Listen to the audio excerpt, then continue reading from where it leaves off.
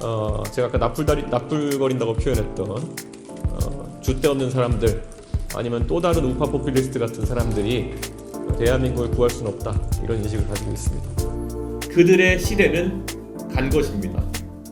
이제 젊음과 소신, 패기에게 길을 터주길 요청합니다. 좌도 우도 아니고 이제 앞으로 갈 시간입니다. 앞으로 가겠습니다.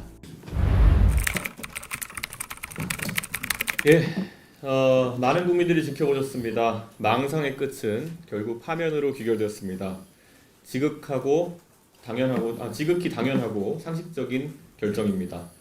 오늘 헌법재판소의 판결을 보면서 저는 특별히 두 가지 지점에 주목했습니다. 하나는 윤석열 측의 부정선거 의혹 주장은 타당하지 않다는 헌재의 지적이고, 다른 하나는 윤석열은 선거를 통해 국민들을 설득할 기회가 충분히 있었다고 결정문에 적시한 점입니다. 모두 제가 국민의힘 대표로 있을 때 윤석열 대통령과 그의 핵심 측근들에게 주야장천했던 말입니다. 제가 국민의힘 대표로 있을 때 보수정당은 치렀던 선거마다 승리했습니다. 이준석을 쫓아낸 이후로 보수진영은 모든 선거에 줄줄이 패배하는 상황이 지속되고 있습니다. 국민이 집권 세력의 국정운영 기조를 바꾸라고 선거를 통해 요구했으면 집권당과 대통령은 마땅히 그것에 따랐어야 정상입니다. 그러나 이 모든 것이 부정선거 탓이다, 이 모든 것이 내부 총질하는 당대표 때문이다 라는 망상에 빠져 있다가 오늘 이 지경에 이르렀습니다. 오늘 헌법재판소의 판결은 망상에 대한 판결이고, 이제는 정치권의 망상에 종치부를 찍어야 한다는 준엄한 결정문입니다. 긴 터널의 끝에 보이는 한 줄기 빛이 또 다른 터널의 시작이 되어서는 안 될 것입니다. 망상의 끝이 또 다른 망상의 시작이어서는 안 됩니다. 오늘부로 부정선거니 개몽령이니 하는 반지성의 언어를 쓰는 무지몽매한 정치 세력은 윤석열과 함께 공론의 장에서 완전히 사라져야 합니다. 그리고 또 하나 사라져야 할 악의 축이 있습니다. 부정선거 망상에 빠져서 계엄령까지 선포한 망상의 대통령이 지나간 자리에 국부펀드 만들어서 엔비디아 같은 기업 하나 만들어서 국민이 사이좋게 나눠 갖자는 망상의 경제관이 들어와서는 안 될 것입니다. 정치로 안 되니 무력으로 제압하려 했던 황당무계한 계엄령에 대한 심판이 오늘의 법적 판결이라면 한 사람 구속되는 걸 막아보겠다고 국회에서 압도적 다수 의석을 칼과 방패로 삼아 수십 차례 탄핵으로 정치를 마비시켰던 거대 야당에게도 국민은 선거로서 반드시 심판의 철퇴를 내릴 것입니다. 이제 또 바쁘게 대한민국은 새로운 대통령 선거를 준비해야 합니다. 이번에 선출되는 대통령은 2030년까지 임기를 하게 됩니다. 이번에는 부디 임기를 마칠 수 있는 안정적인 대통령, 사법적 논란이 소지가 없는 깨끗한 대통령을 선출해야 할 것입니다. 2030년에는 우리의 모습이 어떻게 바뀌어 있을지 희망의 미래를 보여줄 수 있는 대통령을 선출해야 할 것입니다. 저는 개혁신당의 대통령 후보로 선출된 자로서 맡은 바 소임을 다하겠습니다. 고리타분하지 않고 바른 말을 하는 보수 세력이 존재한다는 것을 더 소리 높여서 외치겠습니다. 저는 계엄 초기부터 우왕좌왕하지 않고 탄핵에 대한 확신을 이야기해왔습니다. 정치적 유불리를 따져 강경 보수 세력에게 소구해보고자 흔들렸던 사람들은 이제 젊음과 소신, 패기에게 길을 터주길 요청합니다. 저보다도 오래 정치를 했다면서 결정적인 국가의 위기 순간에 우왕좌왕할 수밖에 없었다면 그들의 시대는 간 것입니다. 12월 3일 계엄의 밤으로부터 정확히 123일이 지났습니다. 윤석열 대통령이 파면됐습니다. 긴 시간을 참고 기다려주신 국민 여러분께 감사드립니다. 오로지 헌법적 상식의 가치에 입각해 현명한 결정을 내려주신 헌법재판소에도 함께 감사의 말씀을 전합니다. 좌도 우도 아니고 이제 앞으로 갈 시간입니다. 앞으로 가겠습니다. 감사합니다. 대선 후보는 처음이지만은 대선 자체는 많이 경험해 봤습니다. 그렇기 때문에 지금 시점에서 무엇을 해야 될지 알고 있고 또 무엇이 국민들이 바라는 바인지 잘 알고 있다고 생각합니다. 그래서 앞으로 여기 언론인분들도 개혁신당에 대한 많은 관심 부탁드리겠습니다. 혹시 질문 있으시면 받겠습니다.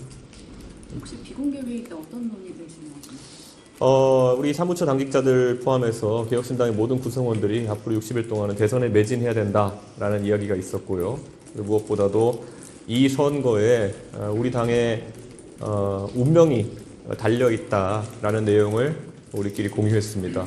저도 거기에 공감하고 실제로 개혁신당은 아까 제가 전체 발언에서 얘기한 것처럼 대한민국의 보수라는 그 세력이 박근혜 대통령에 의해서 두 번째로 임기를 마치지 못하는 대통령을 지금 만들었습니다. 그런데 이 원인은 자명합니다. 결국 민심을 외면하고 강경보수의 목소리에만 소구하려고 했기 때문이다. 이렇게 말씀드리겠습니다. 그래서 저는 국민의힘 같은 경우에 덩어리는 크지만 앞으로도 그 관성에서 벗어나지 못할 것이다 라는 생각을 하고 있습니다. 그렇기 때문에 개혁신당이 이런 정치 문화를 일신하고 올바른 제대로 된 보수의 길을 보여주는 것에 대해서 상당한 책임감과 역할이 있다 생각하고 그 대선 후보로서 그것에 대한 제 책임감을 강하게 느끼고 있습니다. 네, 또 혹시 질문 있으면? 네. 대표님 앞서 너무 성급하게 대선 후보 선출한 거 아니냐고 했던 우려가 지금 강점으로 좀 드러나는 느낌인데요. 네. 향후 대선 후보 행보를 하실 때 어떤 것에 좀 강점을 주실 건지랑 네. 그리고 군소정당 대선 후보로서 어떤 전략을 가지고 대선 캠페인 주도해 나갈 것인지. 네, 좋은 질문입니다. 제가 사실 대선 후보를 저희가 조기에 결정해야 된다라고 했던 것은 다가오는 조기 대선이 대한민국의 운명에 굉장히 중요하기 때문에 정책부터 여러 가지 전략까지 미리 준비하지 않으면 60일로는 시간이 부족하다는 판단이 개혁신당 내에 있었습니다. 실제 저희의 예상대로 된 것이고 애초에 저희가 후보 선출을 서두른 것이 저희는 윤석열 대통령의 그런 행동이 무조건 헌법재판소에서 인용되는 결과로 나올 수밖에 없는 그런 중대한 헌법과 법률에 대한 도전이었다 이렇게 판단했습니다. 이 판단을 일찍 했다는 것이 사실 지금까지 조롱의 대상이 되기도 하고 그리고 또 공격의 대상이 되기도 했지만은 개혁신당이 하는 많은 일들이 항상 초기에는 성급하다 아니면은 왜 저러냐 이런 얘기를 들으면서도 종국에 가서는 맞는 말로 판단되는 경우가 많습니다. 그만큼 대한민국의 미래에 대해서도 저희는 선제적이고 합리적인 예측을 통해 가지고 좀 더 나은 정치의 모습을 말씀드리겠습니다. 항상 대세 추종적인 정치를 하는 사람들은 결코 미래를 바꾸지 못합니다. 또 혹시 질문 있으신가요? 네. 지역 방문 일정이나 좀 구체적 일정 같은 게 있어요? 저는 지역 방문 일정도 이제 저희가 활발히 진행할 텐데요. 지금 우선 제가 봤을 때는 영남 지역의 민심이라는 것이 크게 요동칠 가능성이 있습니다. 왜냐하면 무엇보다도 윤석열 대통령이나 보수 진영에 대한 지지를 견고하고 강하게 가져갔지만 그에 따른 배신감만 더 커진 그런 상황입니다. 그렇기 때문에 새로운 어떤 보수에 대한 기대감을 살리고 그분들이 잘못한 것이 아니다. 결국 잘못한 것은 그들의 마음과 그들의 진정성을 이용해 먹은 구태 정치인들이다라는 점을 알리기 위해서 노력하겠습니다. 네.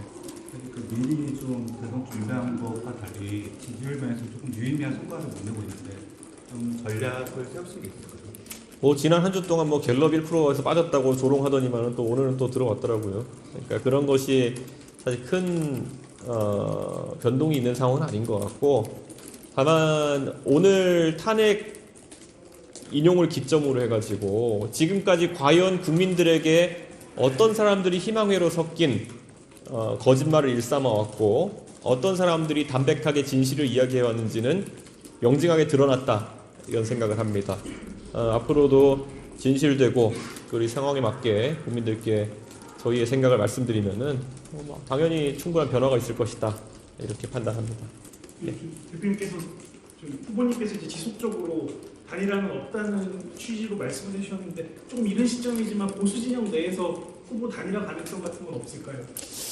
이준석이 한 말 중에서 뭐 성급하다 이렇게 지적받는 부분이 있지만은 또 반대로 이준석이 뜻을 뒤집는 경우는 많지 않습니다. 그렇기 때문에 제가 사실 12월 3일 계엄의 날부터 생각했던 바는 윤석열 대통령의 망상도 비판받아야 될 지점이지만 저 사람에게 망상을 키워준, 저 사람의 망상에 맞장구 쳐주고 지금까지 심기경호해왔던 사람들의 잘못도 상당하다라고 저는 생각합니다. 그래서 그분들이 자신의 책임을 반성하고, 그리고 저는 오늘 제가 강하게 표현했지만 이번 탄핵 국면에서 중간 과정에서 저처럼 탄핵 인용을 확신하고 행보를 해온 것이 아니라 중간에 받은 글, 뭐 찌라시 이런 거에 낚여가지고 우왕좌왕했던 사람들이라면은 결코 대한민국의 운명을 맡길 수 없는 사람들이다, 이런 생각을 합니다. 이게 국내 정치니까 이 정도기 망정이지, 만약에 대한민국의 국운을 걸고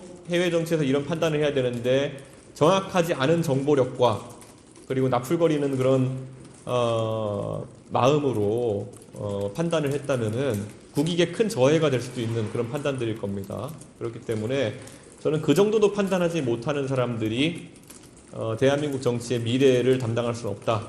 그래서 저는 그분들이 이제는 물러나야 된다라는 판단하고 있고요. 제가 물러나라고 한 세력에게 연대를 요청하기는 참 어려울 것 같습니다.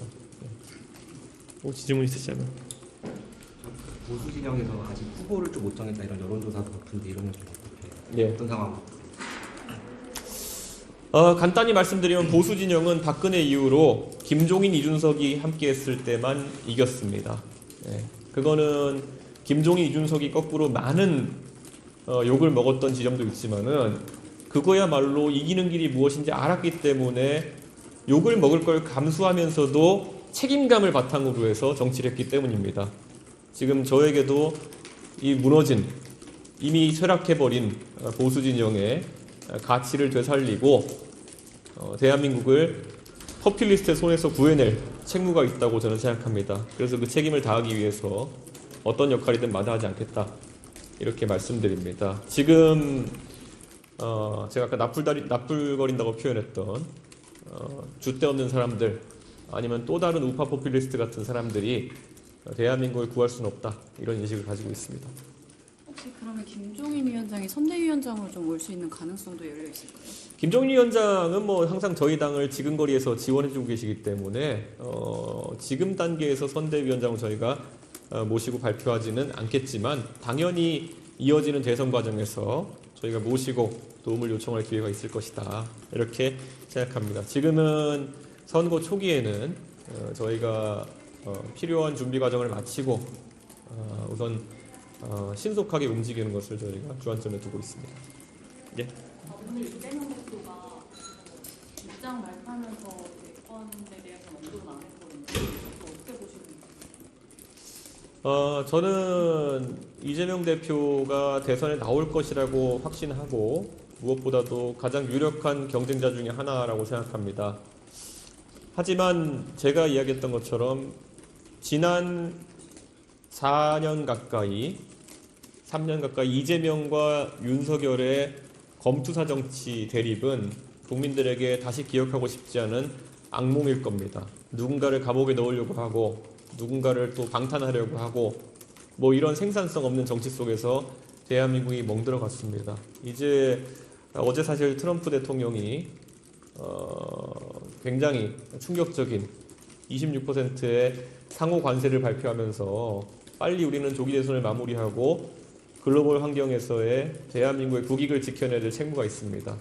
저는 이재명 대표 같은 구시대를 상징하는 정치인이 그런 역량이 있다고 보지 않습니다. 그래서 그분이 이번 대선에서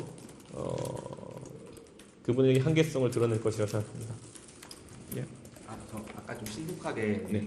이거 강조하셨는데 주말 좀 어떤 일정들이 있으신가요? 예, 저희가 일정을 지금 몇 가지를 검토하고 있습니다. 그리고 뭐 공지는 최대한 빠르게 언론인들한테 할 수 있도록 그렇게 하겠습니다.